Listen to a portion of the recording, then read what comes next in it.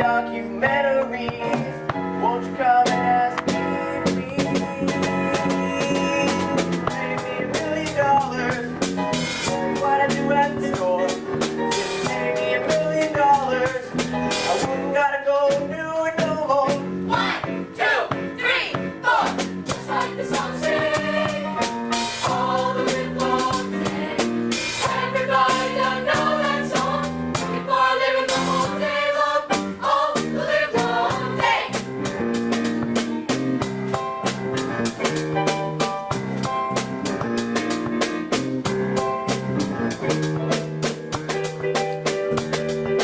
Hey, somebody, won't you turn your head?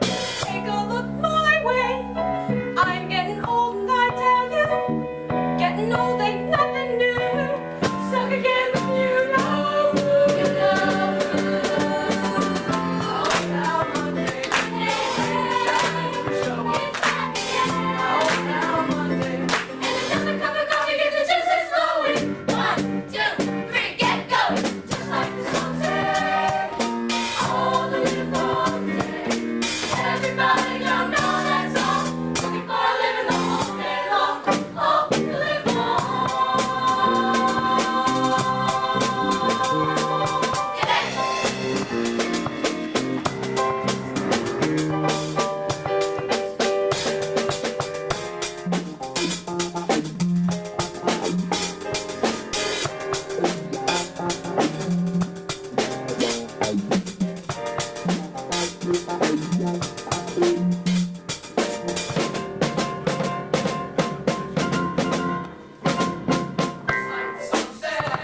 Say now.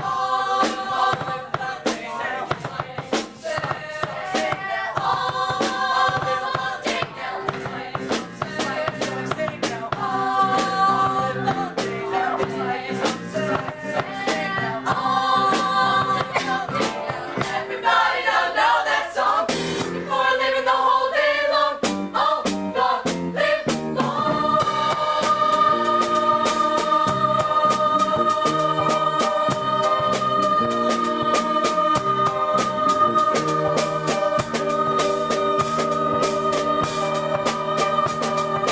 Hey!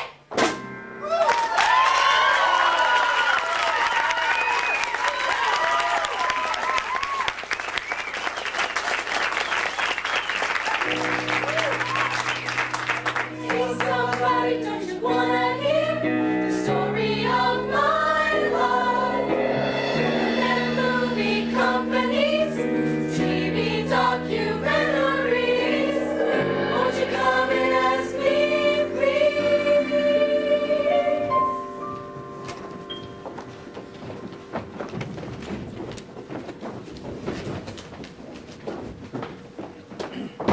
I'm a dying breed, a laborer, strictly muscle work. I handle between 40 to 50,000 pounds of steel each and every day.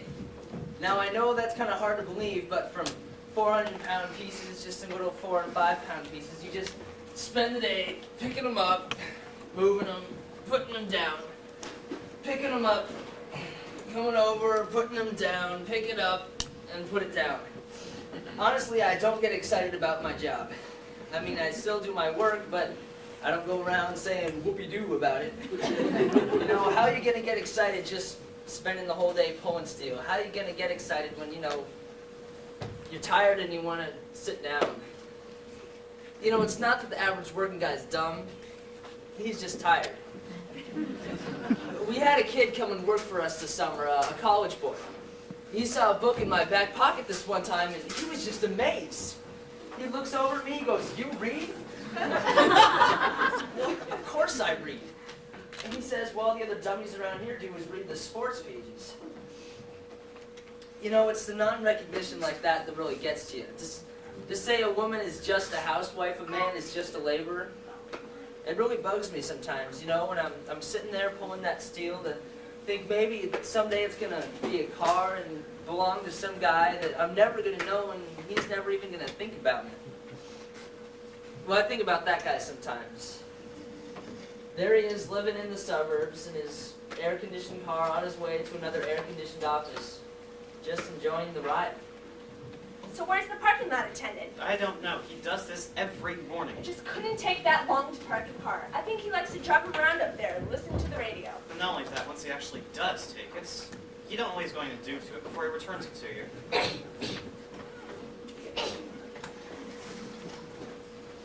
I've been parking cars for 32 years. In my younger days, I was the best. I could park any car like a baby, a woman change or baby's diapers. I still get customers saying, "Wow, you sure can drive.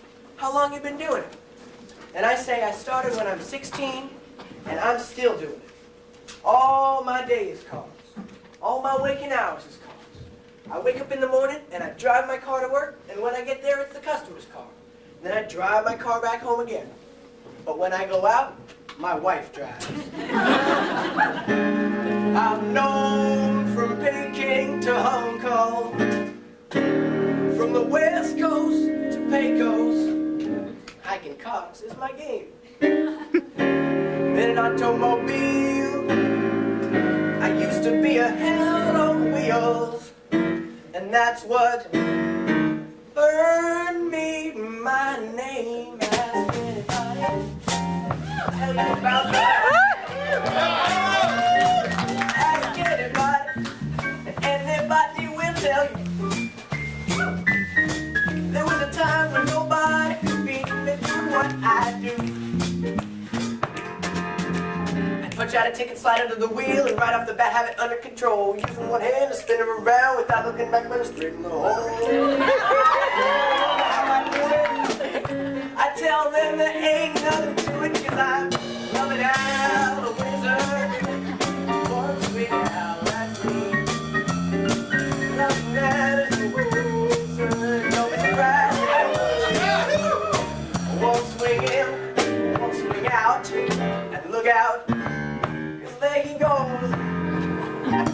Now when you're parking cars here, you're working for tips, so you get to know the types. Now the working man, he's the best tipper. He works hard all day long, but he'll still give you 50 cents. But you get some people riding a big Cadillac, you know what he'll give you? 1 thin dime. Then there's a regular customer. They tip once a week. We give them what we call soigné service. Because those who don't tip, well, we still have to give them service. But it ain't soigné. Why can't I make a rich man some big bucks in my jeans? I got me a brand new caddy and a 50-cent cigar. 'Cause you can't smoke 10-cent stogies riding in a rich man's car. I see him get out with their tuxedos on, and when I get out, I haven't listened in a while, just pretending like it's loud. I may sit longer than I should, but that's 'cause it feels so good.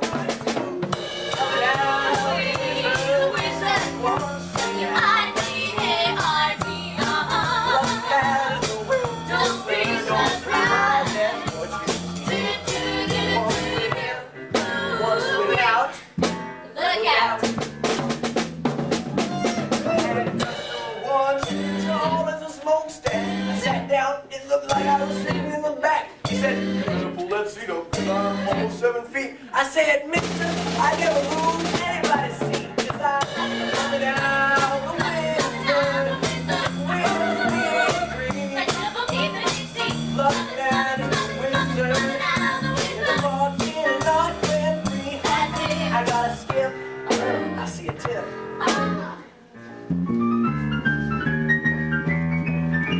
Loving Al, signing off.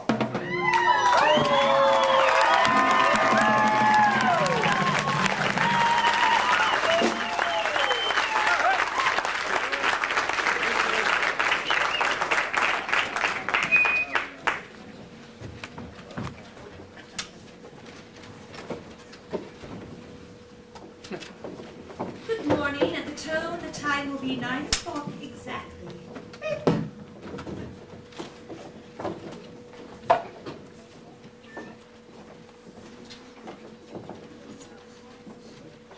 Good morning, Mr. Good morning, Rosen. Mr. Rosen. Good morning, Mr. Rosen. Morning, Mr. Rosen. Better late than never, Diane. Oh, good marked very important. Dear, I know you're overloaded, but would you mind getting this done? It's urgent. I need it in 2 weeks.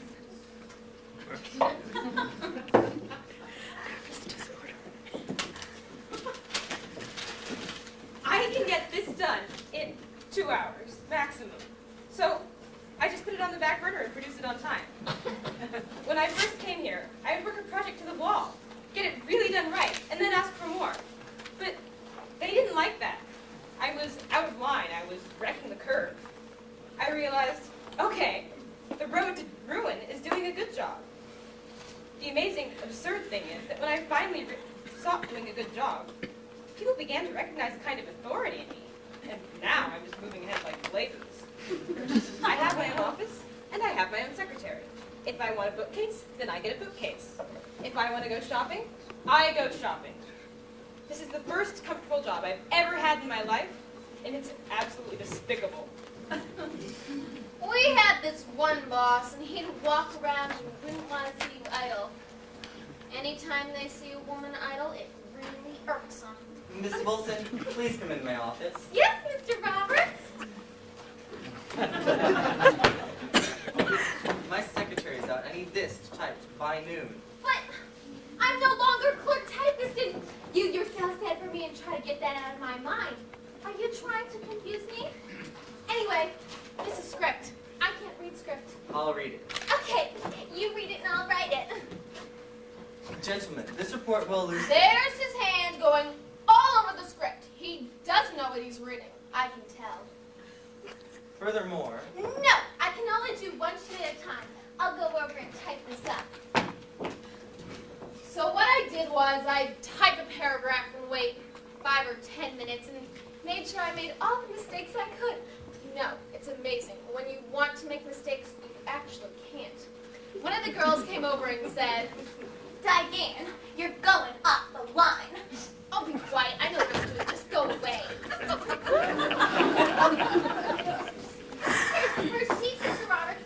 I'm sorry. I didn't have time to proofread it. It made me nervous to have it typed up by a certain time. I deliberately misspelled some of the words. He looked them up in the dictionary for me. Miss Wilson, the number 8 does not appear in the word elucidate. I'm so sorry. So what I did was I scratched out the old words and squeezed in the new ones there. So 12:30 rolls around and work is just looking awful. I put the 4 sheets together. I never saw something so horrible in my life.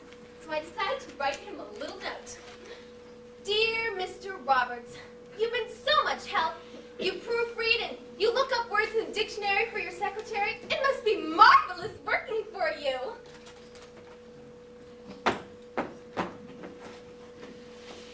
I never heard from him again. Good afternoon. At the tone, the time will be 12:55 and 10 seconds. Beep. Lunch! It's not just the assembly line worker whose job is too small for his spirit. A job like mine, if you really put your soul into it, you would sabotage immediately. Jobs aren't big enough for people. I've noticed that when you ask someone who they are, they define themselves by their job. They say, I'm a secretary, I'm a sales manager, or I'm a corporate executive. But when someone asks me, I say, I'm Nora Watson. And at certain points in time, I do things for a living. Good afternoon. At the tone, the time will be 1 o'clock exactly.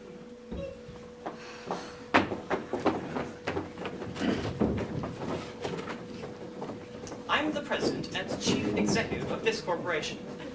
I have a lavish office, 2 secretaries, a private dining room with a private chef. I couldn't be more secure, right? Ha! I don't know of any situation in the corporate world where an executive is sure of his job from moment to moment. No, we call it a front. Nothing can happen to me, I'm too important. But the fear is there. You can smell it. So I sit in my lavish office and eat Rolaids by the minute. When a top executive is fired, the shock is tremendous. He doesn't know it's hit him. Immediately, his Cadillac is taken away from him, his Watson line is taken away from him, even his phone at home stops ringing. Everybody shuns him because they don't want to be associated with him. Bingo, he's dead. We hired a vice president. He was with us 6 months, and he was totally inadequate. I called him into the office, told him he was through, gave him a nice severance pay. He broke down and cried. What did I do wrong? Please don't do this to me. My daughter's getting married next month. How am I going to face people? He cried, and he cried. But we couldn't keep him on. We had to let him go. Sometimes the tower and the staffs begin to seem empty. You have a feeling of little boys playing at business. You have a feeling it must be very difficult removed from that staff's position. And suddenly nobody ever calls. This is... I don't want to get into that. Paper collect!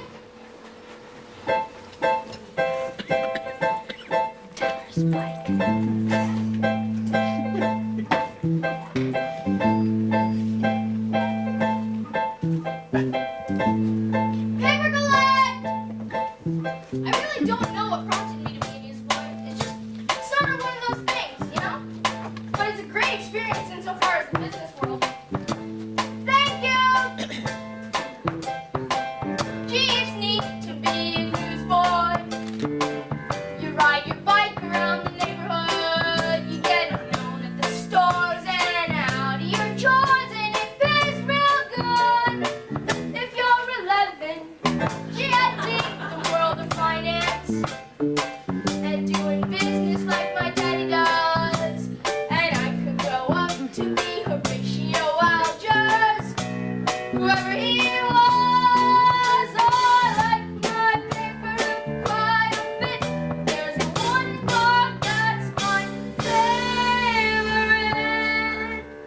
Put your head around the paper, throw the paper in the bush, and watch bush go boing. Watch bush go boing. Watch bush go. So when your head's a drag, 'cause your mama's been a nagging and your sister's been ignored, throw the paper in the bushes, watch the bushes go boing.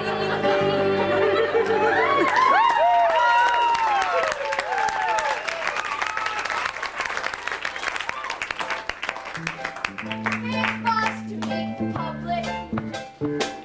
You'll learn who pays real quick and who forgets. You'll learn big words to swear and things to beware, like having debts and German shepherds. It's nifty making contact. There's major people in my half mile, and I could grow up to be the president someday.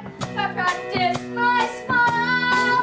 Oh, and anytime I want to call it quits, I just think about those fringe benefits.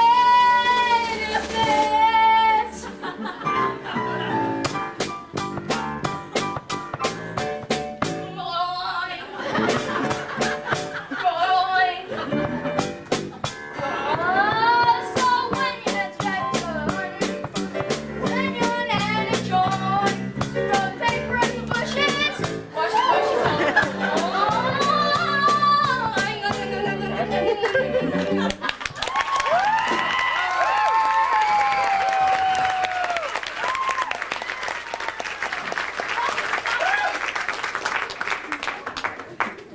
My name is Rose Hoffman. I teach 3rd grade. At 9:15, we start with arithmetic. We have tables fun on board. Multiplication. You don't say tables, you say tables fun. Everything has to be fun, fun, fun. We have a penmanship lesson. There it is, in my beautiful handwriting. Oh, I have a Palmer Method diploma. I tell my kids, Mrs. Hoffman's here. Everybody works. Working is a blessing. But I don't give them assignments that are over their heads.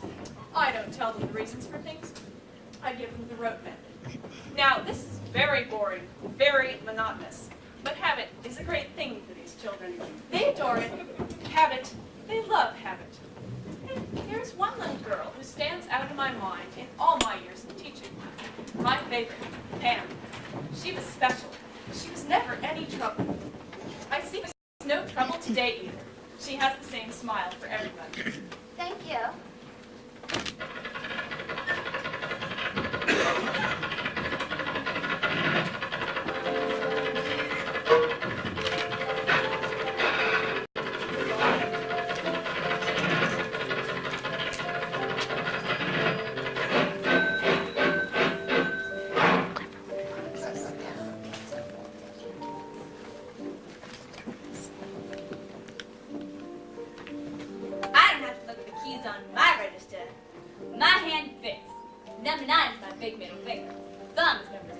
2, 3, and up.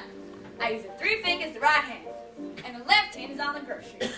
I got my hips pushing on the button, and it rolls around on the counter. I'm just moving. The hips, the hands, and the register.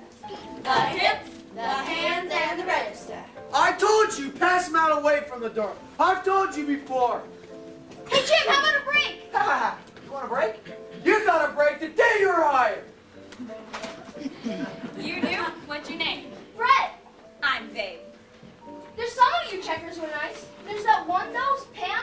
She was telling me how she wants to go to college and get teaching credit, but she can't because her hours are wrong. And if she ties the checker and never enriches her life, that's okay because those are her hours. Well, I'm a checker and I'm very proud of it. I'm not ashamed that I gotta come to work every day wearing nurse's shoes and my uniform and I got the varicose veins. I enjoy coming to work. I look forward to it. Anybody who looks down on me is lower than I am. I have to be somewhere in 10 minutes. Would you hurry up and bag that? You wait your time and I'll give you my bulletin. You residents, you're gonna get nothing.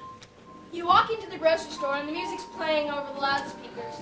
Everything looks fresh and pretty. You're not aware that in the back room, it stinks and people are yelling at each other. They play the music over the loudspeakers so you'll relax while you shop. People don't listen to the music. They hit their kids and talk about those idiots passing out anti-grape petitions. People come into the check stand and they say, I just bought grapes for the first time because of those idiots outside. I'll have to bag their grapes, thank them for coming, thank you for coming, and help them out to the car. Please, ma'am, do not buy any grapes. According to my mom, I was born in a cotton sack out in the fields because we didn't have enough money to take me to the hospital. We used to migrate from California to Arizona, and the things I saw, they shaped my life.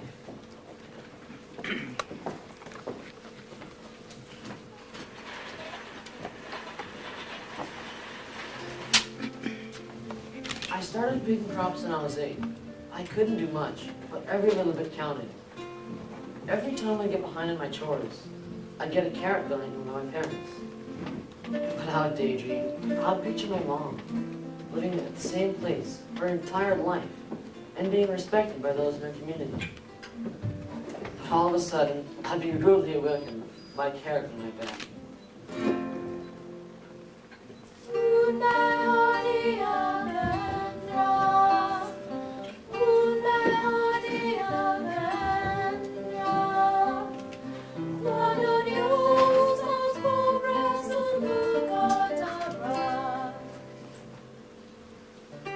I remember we had just gone down to California to pick the carrot harvest, and it was very cold, and we only had one small blanket for the 4 of us kids in the tent. So I stole one that belonged to a grower. When we got under that blanket, oh, it was nice. But somebody saw me. The next morning, the grower told my mom that he would turn all his kids in if we didn't return the blanket to him. Sterilized. So, my mom and I, we went down to the river and we washed and scrubbed that blanket, and she sent it back to him. But boy, did we get a spanking for that. Cuando madura la tarde, vuelvo cansado a mi hogar, y soñando en un futuro olvido dolor y pesar. ¿Dónde se ha ido mi vida?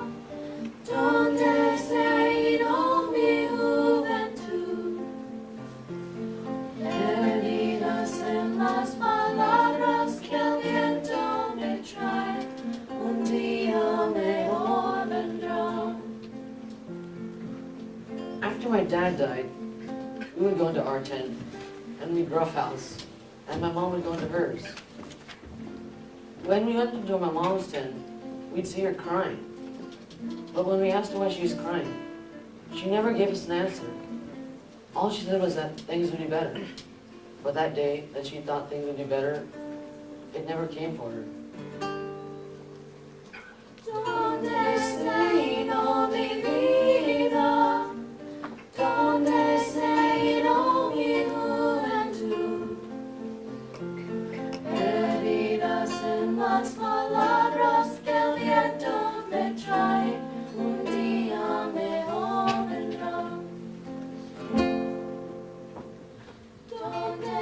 People could see in the winter, ice on the fields, or in the summer, picking watermelons in 105 degrees. When people have lettuce, cucumbers, melons, or tomatoes on their table, they don't know how it got there. If I had enough money, I would take busloads of people out to the fields and labor camps, and then they would know how they got that fine salad on their table. Un mejor día vendrá, un mejor día vendrá, cuando Dios os pobres su lugar dará.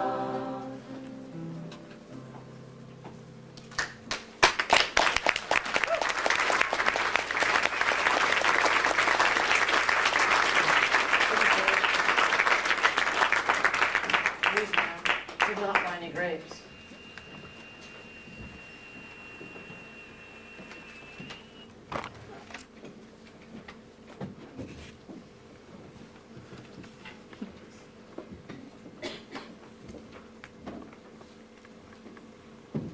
Yes, man! Could have said something earlier instead of just jumping up behind me and yelling, "Gas man!" Sorry. It's right down there. Yes, ma'am. You have to make excitement for yourself, you know? I can read a meter from 20, 30 feet away. 2652. Thank you. Where is he? Where is he? I've been bitten once already by a Doberman. That's the biggest part of a dog's day, when the gas man comes. I had one house where I was trying to make friends with the dog.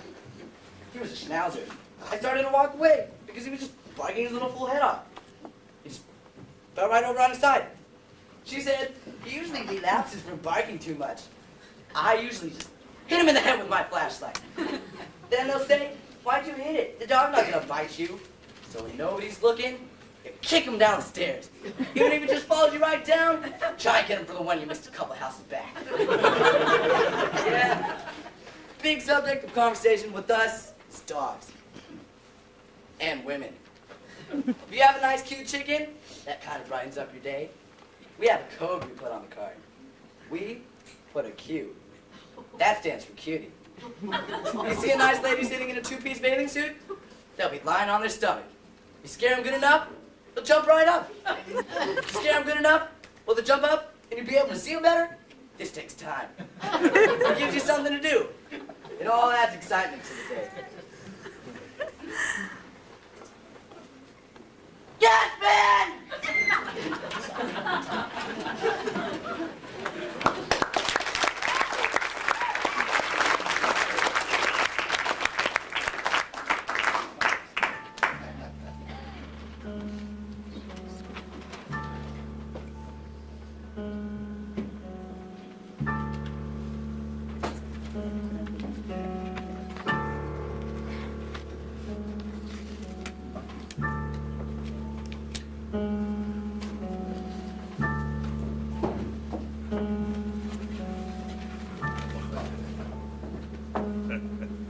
Work?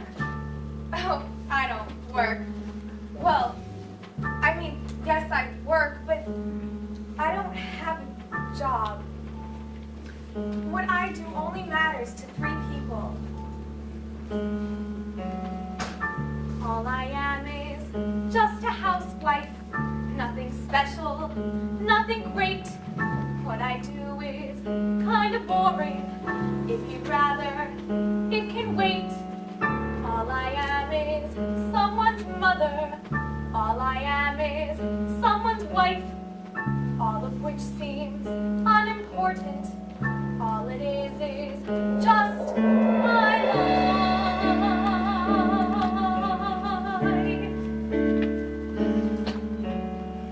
Do the laundry, wash the dishes, take the dog out, clean the house, shop for groceries, look for specials. God, it sounds so Mickey Mouse. Drop the kids off, pick the shirts up, try to lose weight, try again. Keep the troops fed, pick their things up, lose your patience, count 2, 10, 2, 3, 4, 5,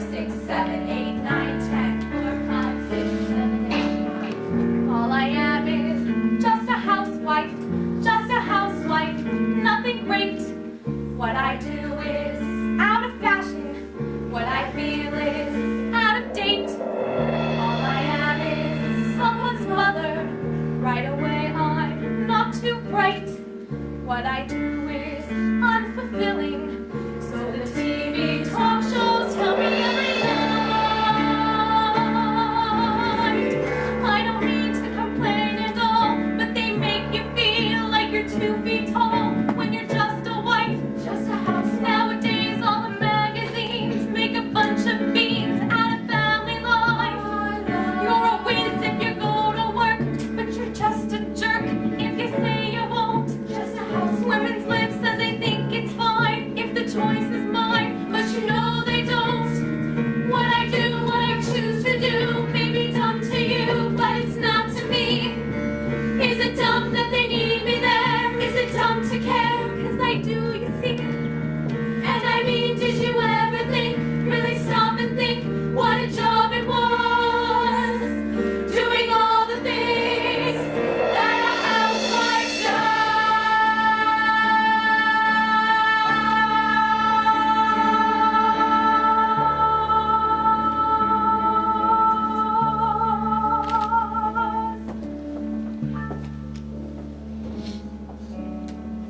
I'm afraid it's unimpressive.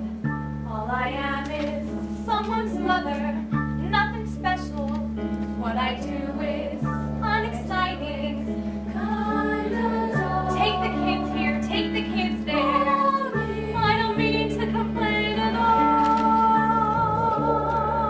All I am is busy, busy every day. All I am is like my mother. All I am is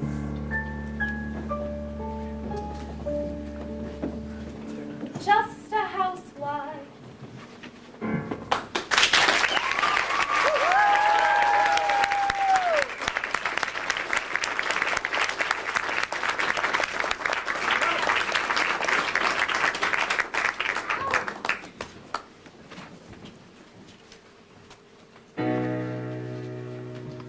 Hey somebody, do you know that time? They must have broke that clock. Time's the only thing I know. Can't travel quite that slow. Let me hear the whistle blow. The last hour is the hardest. You sit there with the half a mind and 1 eye on the clock. All I'm thinking about right now is getting home, taking off my uniform. Can of soda. Putting my feet up in front of the one-eyed monster. You know, whistle blows, you get a lot of people that want to sit around and chat. I just want to go home and relax. Oh, hi.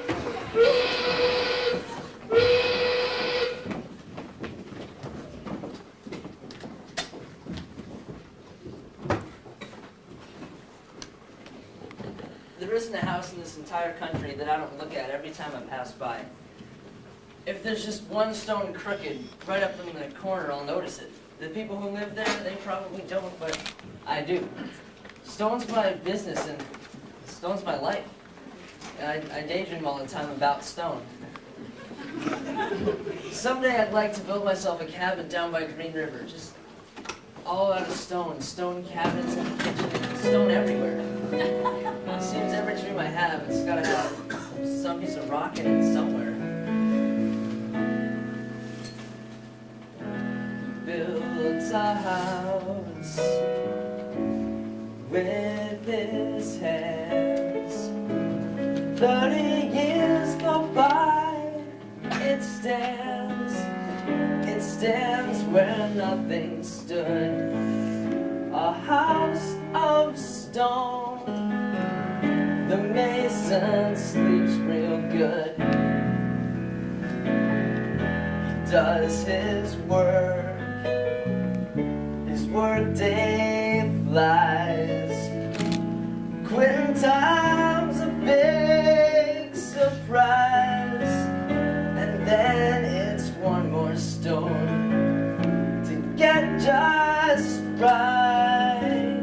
It's always one more stone before the night. Every house he builds, every stone he lays, it's not just making money and counting up the days. builds a house with his hands.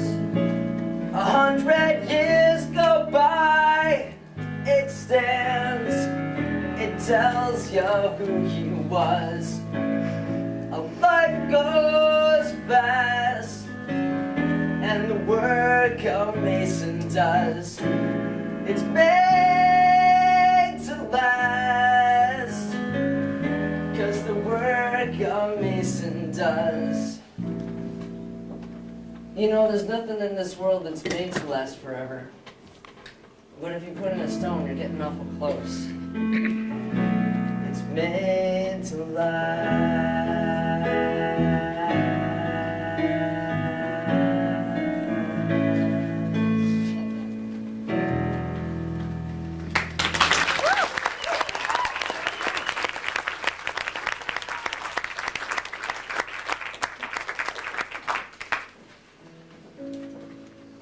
If I could have been what I could have been, I could have been something. I wanted to be a writer. Major League Baseball player, own a little farm. What I could be had been left to me. I could have been something. Then I got married. Then the kids came along. But then my dad took sick. A tower of strength, center of power, $10 an hour. There's always a stumbling block. Me, I was gonna work a few years, buy me a car, and head down south. Then the wife came along. That changed the plans a bit. You never know what you could have been. If I could have done what I could have done, well, I could have done big things. Some luck to do what I wanted to. I could have done big things. I swam a few rivers, climbed a few hills. I paid all my bills. Now it's just dreams that I'm stuck with in hell that ain't allowed to show. I haven't got far from the starting line. Deep down inside where it counts, I know. If I could have gone, if I could have gone, I could have gone, where I could have gone. They say, or as I could go, I could have gone. They say,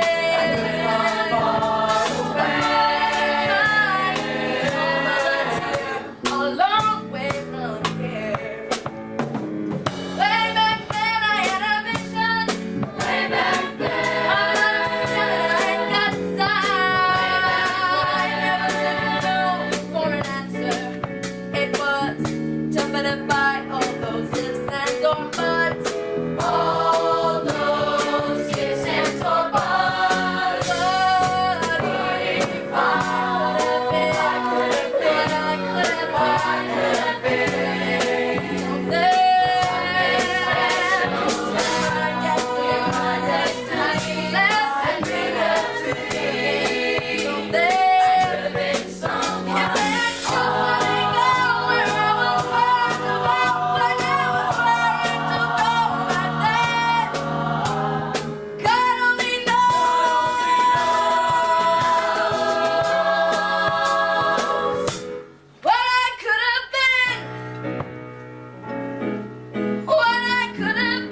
been something.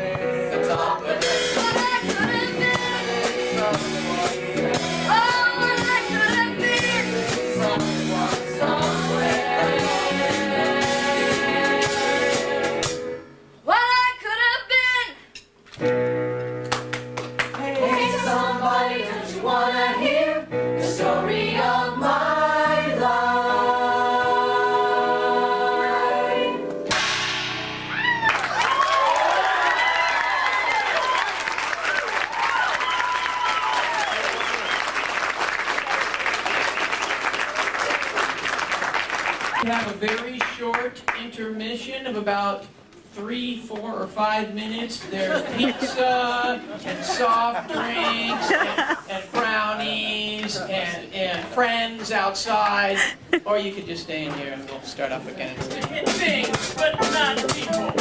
The one, the only, Tony the K. Tony, stand up.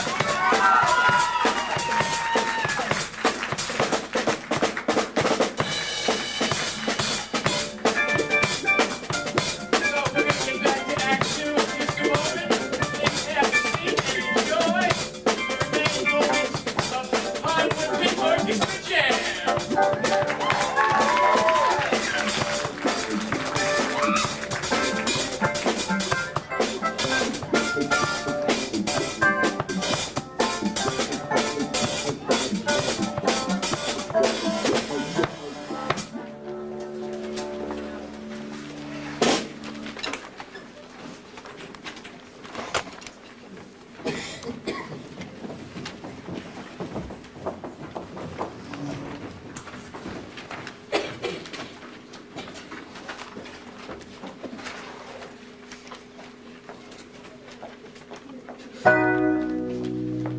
Hey, somebody, don't you feel it too?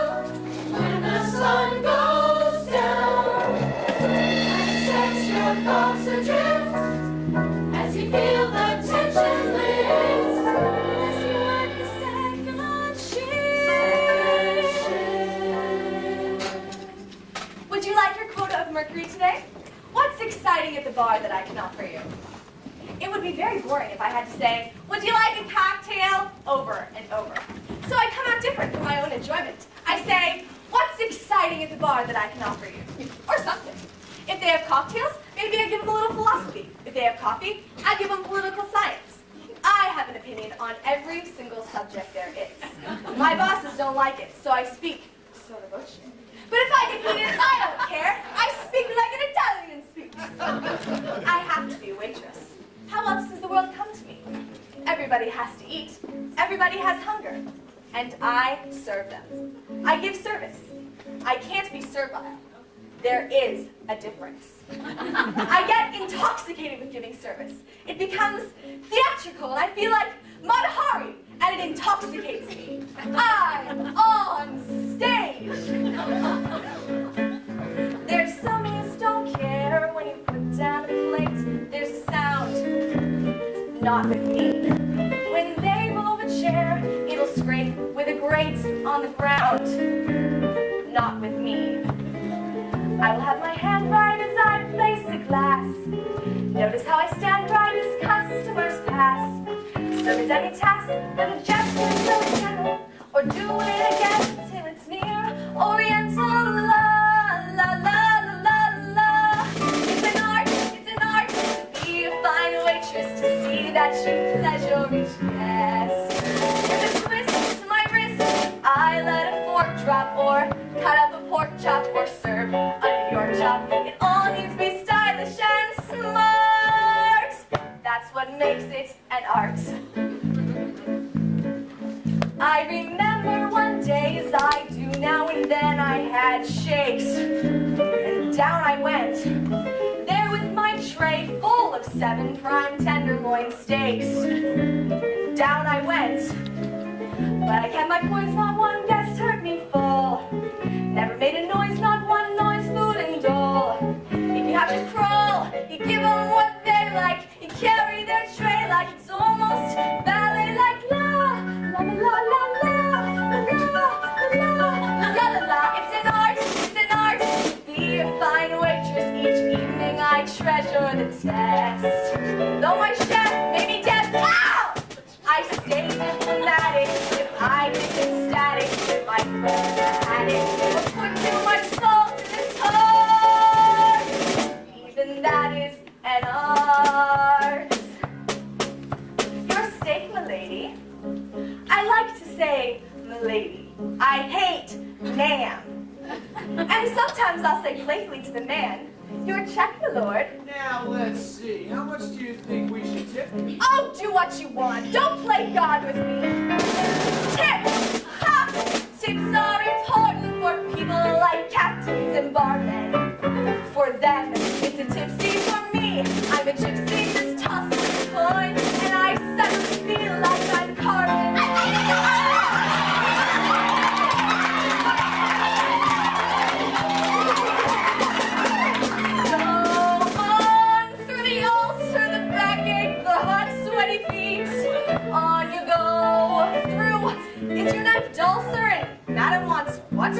wait. On you go. 2 a.m. approaches, the curtains descend. There among the roaches, my axe at an end. Every night I tend to find myself crying. There's no work so trying or so satisfying. I tell everybody that I'm a waitress and I'm proud. Somebody comes up to me and says, hey, you're terrific. How come you're just a waitress? You know what I say to them? I say, why? Don't you think you deserve to be served by me? An artist to be a great without leisure or rest. So I do the room in air. No one else has me there. No one else has, I swear, no one else has my lilt. When I say a la carte, he gives me a glow. Every time I prove I'm a pro. Maybe I'm not quite the glad glow, but I'm not just a waitress. I'm a one-woman show.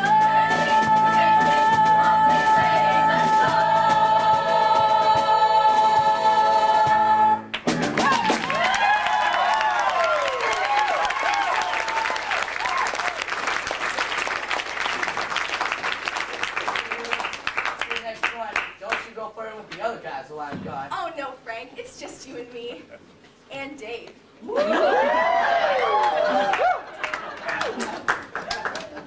Out on the road, there's no women folk, except a few waitresses. A couple of good old girls you might get around with. So we truckers, we fantasize something tremendous. You sit in your truck, and your only companionship is your own thoughts. You get mighty lonely not talking to anybody for 48 hours. Halfway back to Milwaukee, you gotta call your dispatcher. And I'll tell you, you're glad to talk to him. Hello, Chet? This is. Hello? Hello? Diddly squat phone company. Can I just get an operator around here, please? Operator 448, may I help you? Yeah, I just got cut off. I'm sorry you're having trouble, sir. What number did you want?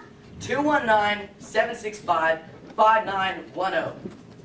I'm sorry, sir. That number's busy. What? What are you talking about? I was just talking to him. Well, why don't you hang up, wait 5 minutes, and then try to place your call?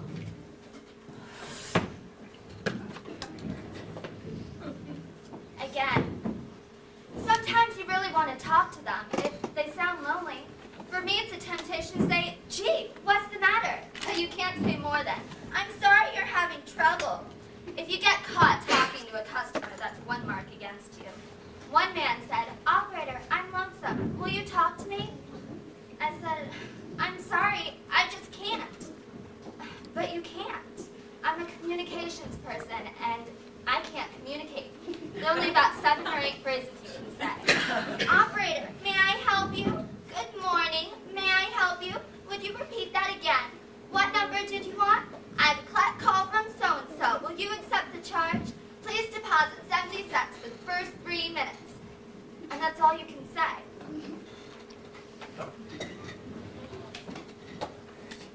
Anybody that has done the hotel switchboard? What's the hotel switchboard? It's not lonesome. You're talking to people. You asking all the switchboard operator, they like it.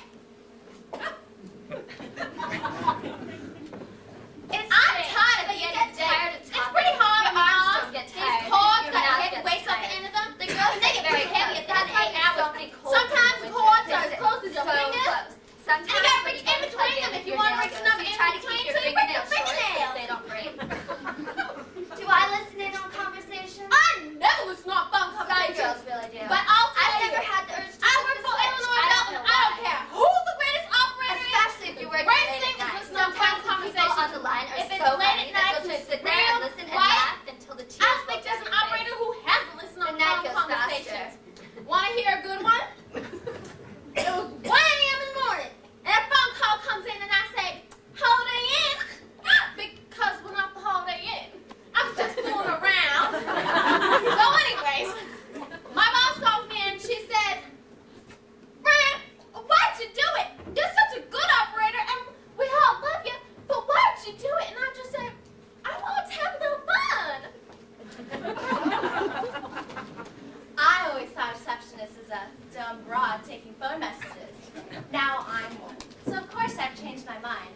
But you had to be special, right? Because I thought I was special. I was fine until we had this party. I'd be having a fairly intelligent conversation with someone, and then they'd ask me what I did. When I'd say, I'm a receptionist, they'd make an excuse and walk away. Now I make up other names for what I do. Communications control, servo mechanism. There isn't a 10-minute break in the whole day when the phone isn't ringing. You can't think, you can't hear. I'll do drawings, mandarin sort of, things of nature, never people. Sometimes I'll pretend I'm alone and things are quiet.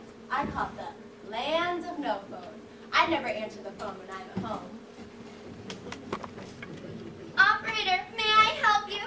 Good morning. May I help you? Would you repeat that again? What number did Just you a want? minute, I'll see it. I will call from Sometimes we sit here and joke. May I help you? Wouldn't it be great if we could just take a handful of plugs and yank them? May I help you? We think of it. We think of it. And we could just take a handful of plugs and yank them. Disconnect them and see what happens. It's something to run into somebody who says, it's a nice day out, operator. How's your day been? Busy? Has it been a rough day? You are so thankful for these people who say, oh yes, it's been an awful day. Thank you for asking.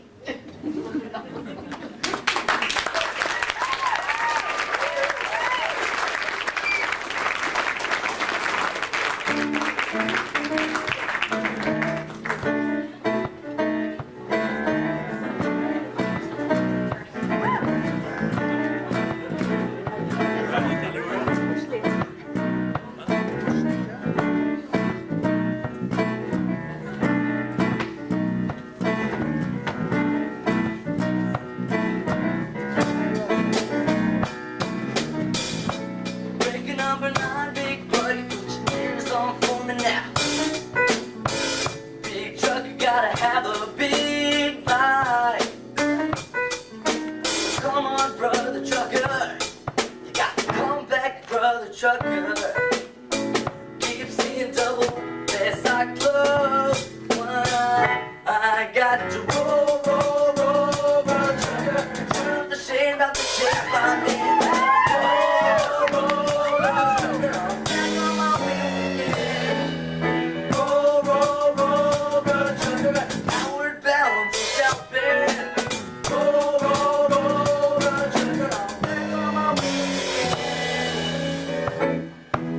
Running out of whites, got to dim those headlights. 4 hours sleeping the last 2 nights, but I'm gonna be alright. About halfway home, can't get to the telephone. I'm hot as a pistol, I'm dry as a bone, and I'm wondering my baby's alone. I got to roll, roll, roll, brother trucker. You say where and I say where. Roll, roll, roll, brother trucker.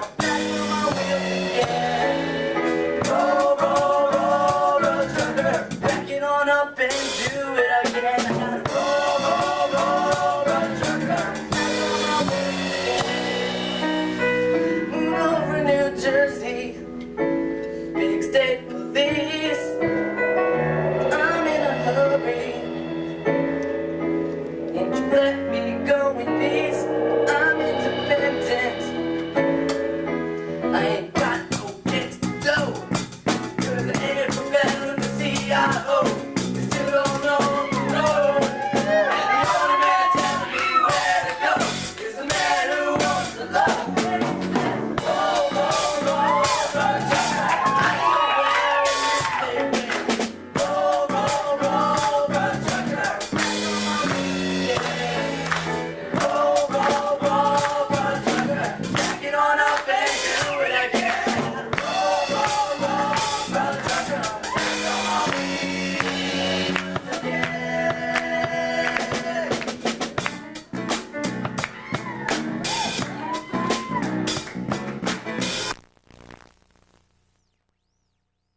We compare ourselves to sailors.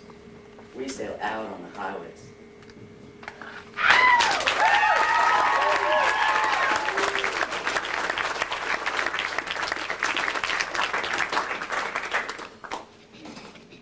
I work in a luggage factory.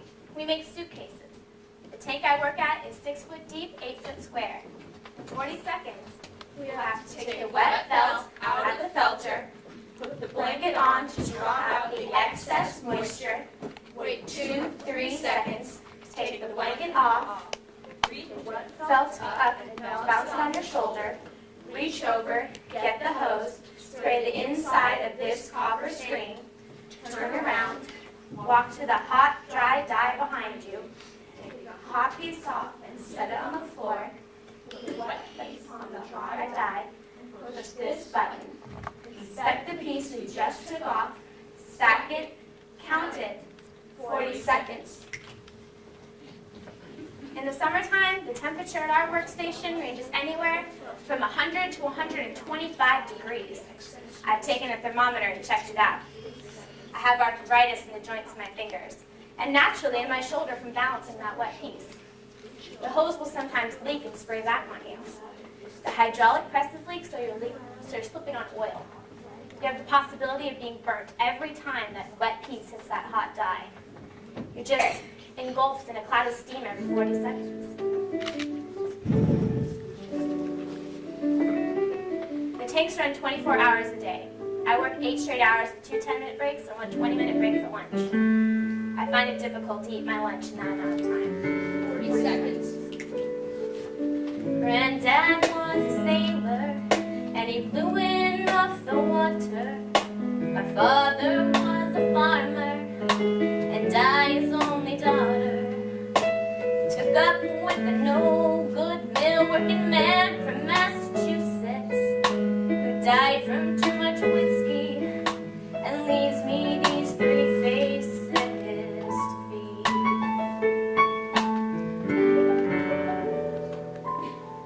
Mill work ain't easy, mill work ain't hard. Mill work most often is a rotten, awful, boring job, and I'm waiting for a daydream to take me through the morning and put me in my coffee break where I can have my sandwich and remember. And it's me and my machine for the rest of the morning, for the rest of the afternoon, and the rest of my life. They can't keep men on the tanks. They say it's too monotonous. I think women adjust to monotony better than men do. They can do 2 things at once, while men can only do 1 thing at a time. A woman can listen to a child while she's doing something else. It's the same way on the tanks. You get to be automatic in what you're doing, and your mind can be doing something else. My mind begins to wander to my days back on the farm, and I can see my father smiling at me, swinging on his arm, and I can hear my granddad's stories of the storms out on Lake Erie, vessels and cargoes, fortunes and sailors' lives were lost.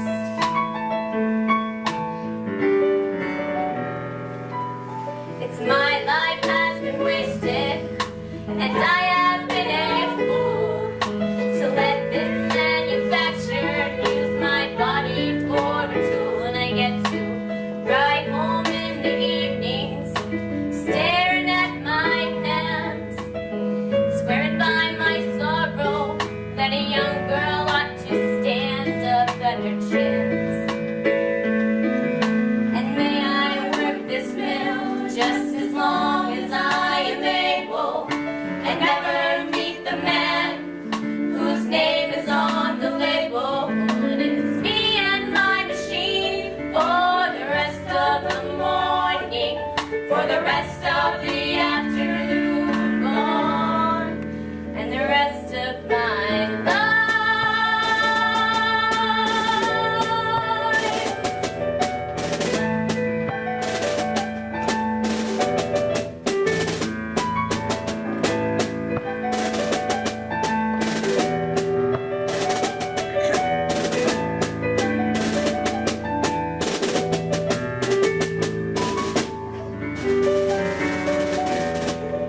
You wish you didn't have to work in a factory, when that's all you know how to do, that's what you do.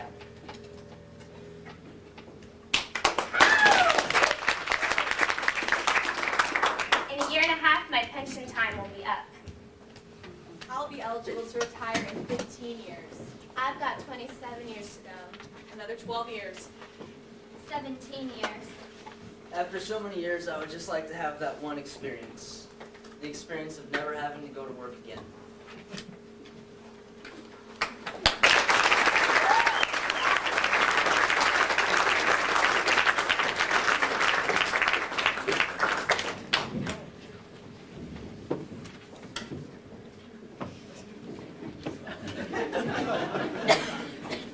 Hey. Special hello to all those retired people out there. When I retired, the first 2 years, I was downhearted. I had nowhere to go and nothing to do. Then I gave myself a good going over. Joe, I said, you can't sit at home and be like that. You gotta get out and do things. Well, the day goes pretty fast for me now. That's daydreaming. It don't do you no good. You just think of something, then you forget it. You just gotta keep busy, keep moving. That's the trick. I'll wake around 10, I'll fold up the bed. You know, it's depressing leaving the couch open all day. I'll cook an egg, I'll toast some bread. You cook for yourself, you save a bundle. You don't keep track of your money, who will? You'll think about the day ahead. It's like I said, you can't go feeling sorry for yourself. Maybe you'll take a walk, meet a chum. Hey buddy, how you doing? Maybe you'll shoot the bull, argue some. Or he'll call up a couple of fellas, you'll play some poker. But until they come, play some gin. You'll lose that gin until the guys come. And then one day, you'll take a bus, maybe take a train. Go visit your wife's grave. On the way, you read that really old man magazine, Reader's Digest. Does you good to use your brain sometimes, you know. And then, maybe one day I'll call up my cousin. Go hang out with him, you know, bring a six-pack along. Go take a stroll down memory lane. Oh, sorry. And then, last Sunday, that's right, we were hanging out. We sang Till We Meet Again. Believe it or not, I once did a waltz to that tune. Hit it, young man. It was at a dance, I was 17, and the girl was like from a magazine, and the lights were low, and I really mean low. I think a couple of my friends had something to do with that. And I kissed her cheek as we waltzed away. I remember that like it's yesterday. Boy, was she surprised. I could hear her say, Joe. Joe.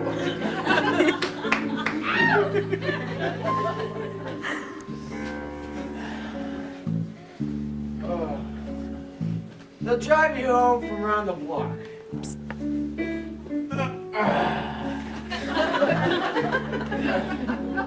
Take your cash out of your sock.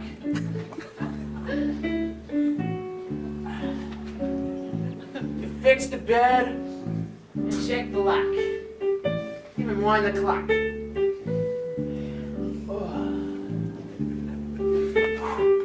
When I retired, a lot of people told me, Joe, you got your health. You shouldn't have done it. But it was too late. I don't know why I retired. Guess it's just a habit. But I got no regrets.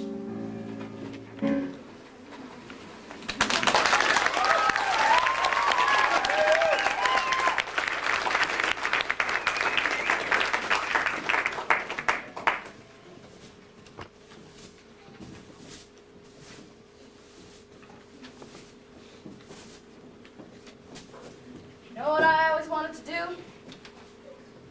I wanted to play the piano. I write songs and things about my life growing up in the South, my grandma, my mama. And I got my own beautiful daughter now, and I got plans for her. So I leave my house every morning and go scrub rooms up at the Marriott. And at night, I come here to this very office, and it's scrubbing all over again. For generations, that's all we do, scrubbing. My grandmama, my mama, and me. But my daughter, she ain't gonna do no domestic work. I aim to be the end of that particular line.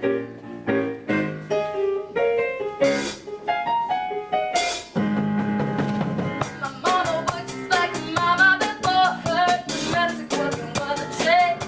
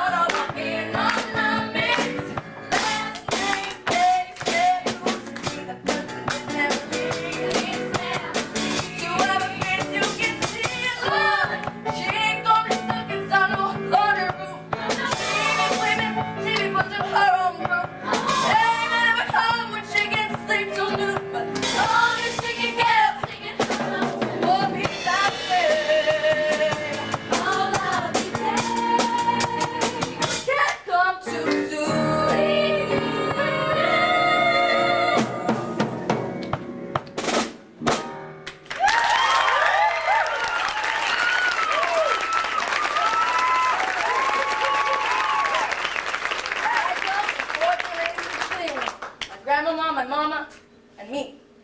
My daughter, she's a whole new generation. That's what we got now. A whole new generation.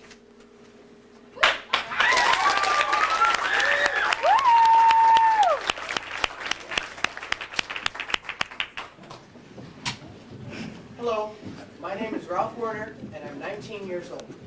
You see the American flag on my lapel? I've got 4 bumper stickers all over my car. I think America is the greatest country in the history of the world. Eventually, I'll probably head into my own business. Start a family, of course. My quote, dream girl, unquote, has long brown hair and doesn't wear a lot of makeup because she's going to be naturally pretty. And she'll have a lot of personality. Because when I'm 50, we're going up the ladder. There's going to have to be a lot more than looks. And she'll be a good mother. I plan on having 3 children, 2 boys and a girl. I like a colonial house, possibly leaning toward the Mediterranean. I like a lot of old things in my house. I'd like a recreation room in the basement with possibly a pool table. I hope my wife can play pool. Thank you very much.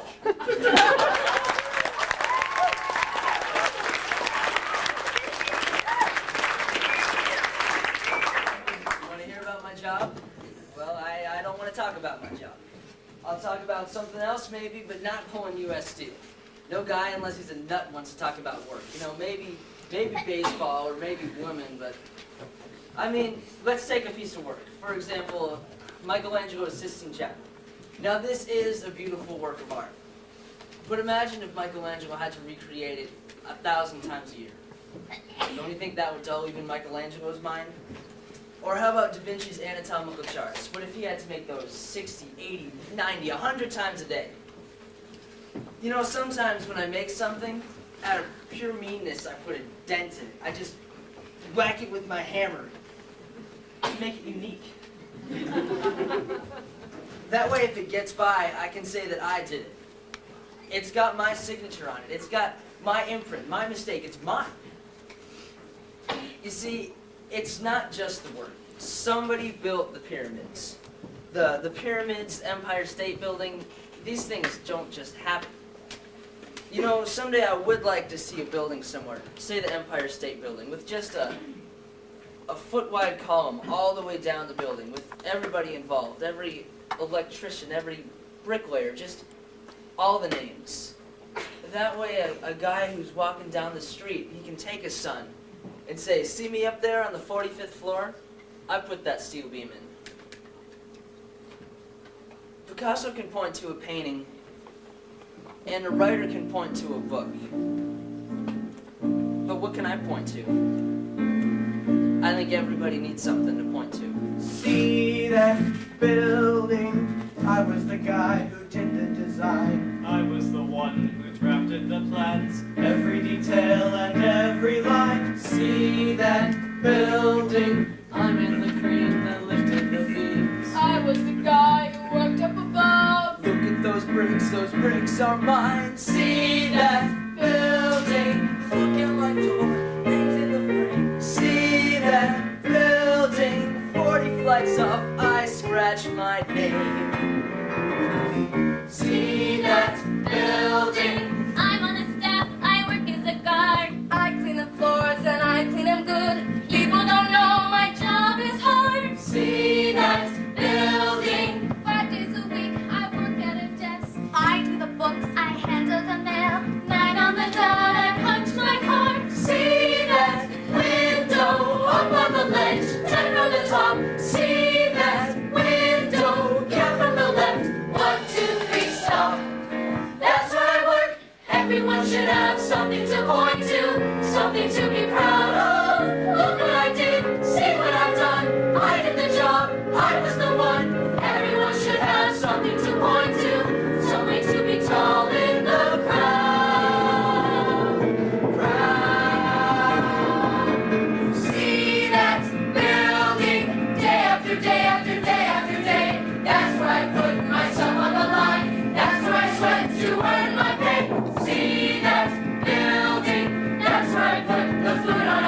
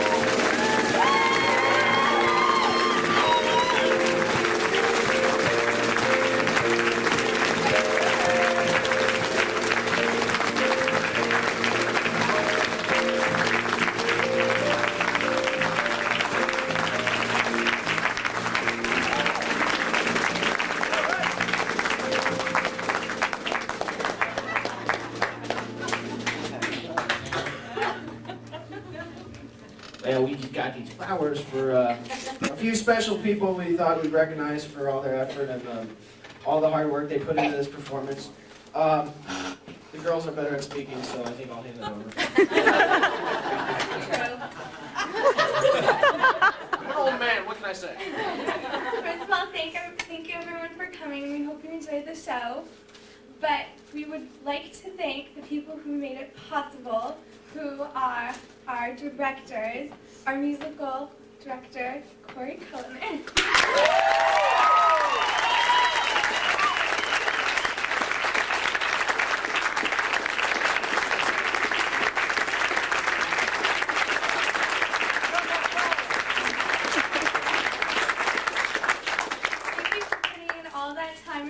And we worked after hours. He actually added our own rehearsal, and he helped us a lot. And he even ordered these great microphones.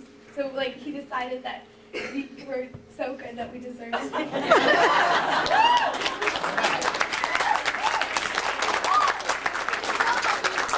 I apologize to the parents for those rehearsals. And, of course, we'd like to thank the wonderful Mrs. Heather McCauley.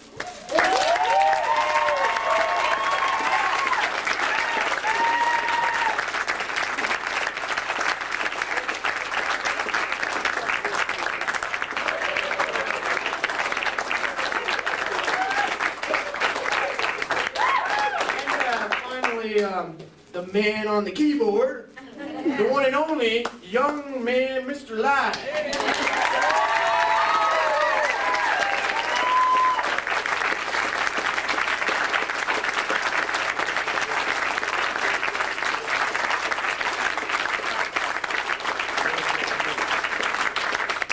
We'd like to thank them because they put in so many extra hours for us, like even the ones that weren't even planned. We just decided last minute that we need extra rehearsals.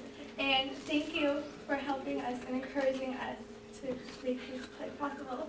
Thanks. One more thing. Wait. One more thing. I'm sorry. But we just got to thank the wonderful band here. And,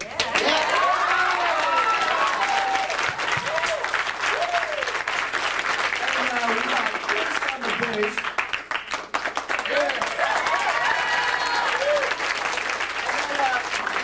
Technician group up there. If you guys want to just raise your hand.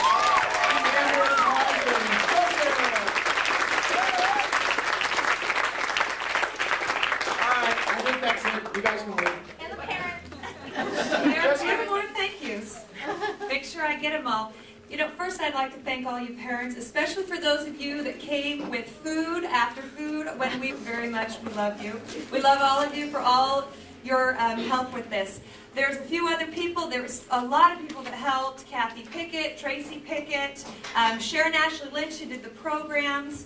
And we really couldn't do it without everyone's help. Thank you. Your children are beautiful. We love them. And I'm sure Mr. Cullinan wants to say something. Let me tell you a little about my childhood. Most of it has already been said. Let me just thank Kathy Pickett, who has helped us with the arts program here the entire time that I have been teaching here. Well, first let's give it up for Kathy Pickett.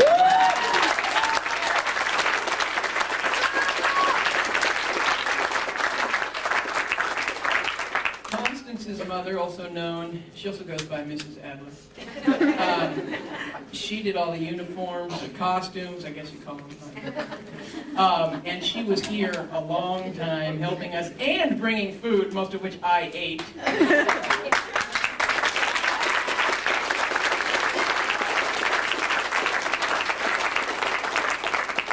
And before I get to the kids, none of whom I like very much, I wanted to thank, I don't see him here anymore, but Scott Riches. Thank you, Scott Riches, for approving our new microphones that help us out a lot.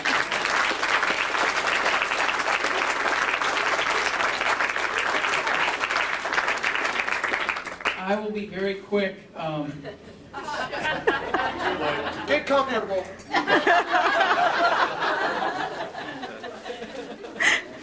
There are a few times when I can't go long. This is one of those times. I just love your kids, and I love working with them, so thank you. Thank you to all of you.